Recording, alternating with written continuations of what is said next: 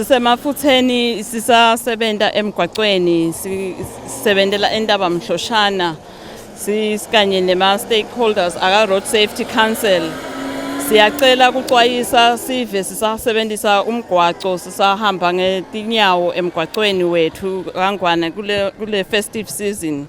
Siyacela ukuthi sive sibe lesihamba siphephile emgwaqweni, batiphathe kahle bashayeli bethu, kube bantfu labangahambi ngelitubane lelisetulu, banciphise litubane, imigwaco yethu leminye isashelela litulu linile.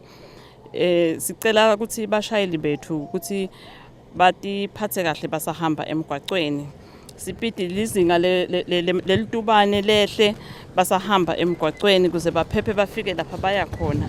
Satisa sive sicela nesive ukuthi sisahamba lapha emgwaqweni kuyahamba ukhanze ukuthi sowudziniwe.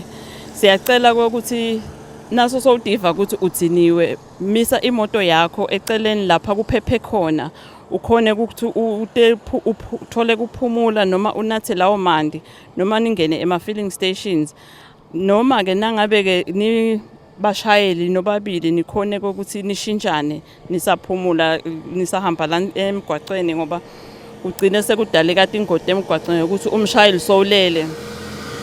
Siyacela abashayeli bethu ukuthi basahamba la mgwaqweni indzaba yetincingo kube yinto labangasiyo lesebenziswako ngoba tiyabaphazamisa basashayela.